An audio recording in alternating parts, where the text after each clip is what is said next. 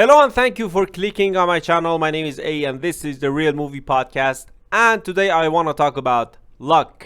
I wasn't even sure if I'm going to release a podcast about it or not, but I liked it. I had fun, so I said why not. So the animation Luck is on Apple TV Plus. The director of this animation is Peggy Holmes and the voice actors are Eva Noblezada, I hope I'm pronouncing her name correctly, Simon Pegg, which is one of my favorite British comedians, and we also have Jane Fonda. Their story is about Sam Greenfield, an 18-year-old girl who just got out of a foster home because she's 18 and she has to leave. No one adopted her, and she is literally the unluckiest person you will ever see. I was about to bash my head against the wall when things happened to her. It was so annoying.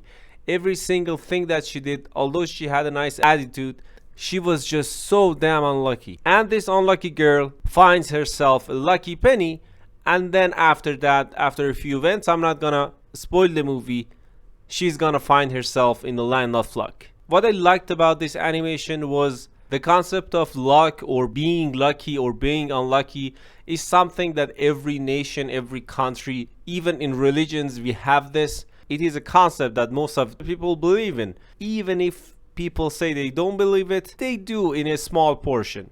It was for children. I mean, the adults could not enjoy this unless you're weird like me. It didn't have any villain. And by the way, for an animation which didn't have any villain, it was pretty good. It had good messages.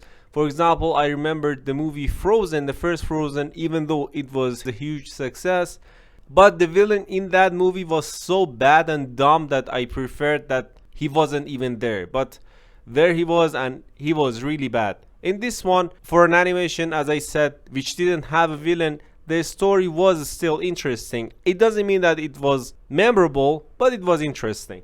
About the things that I disliked about this animation, well, it was a wasted opportunity, really, because the concept was really good, but the execution was so mediocre. I don't know what happened. I could see the potential that if this animation was in the right hands with the right budget, it would have been great. It would have been really maybe one of the best animations of the year. But I don't know why the result was so mediocre, and one of the things that made the animation so mediocre was the animation graphics. I don't know if I'm using the right terms or not, but the graphics were so simple. It felt like this animation was made in 2006. I don't know if they didn't have any faith in it or they just wanted to produce something, they just wanted to give something to children, but the animation, the graphics, it was so bad. And even though the movie had a good concept, as I said, the execution, especially the animation itself, was so weird and so cheap.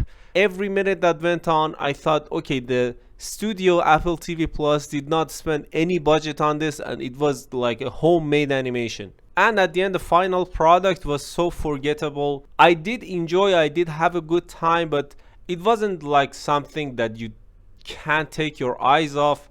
But it was fine. I do have a really hard time rating this animation because on one hand we have Simon Pegg that I really love. I'm a bit biased about Simon Pegg, but on the other hand the execution was so mediocre. I will forget this animation in less than a week. It is like what Jeremy John says, I will forget this in T-1 day.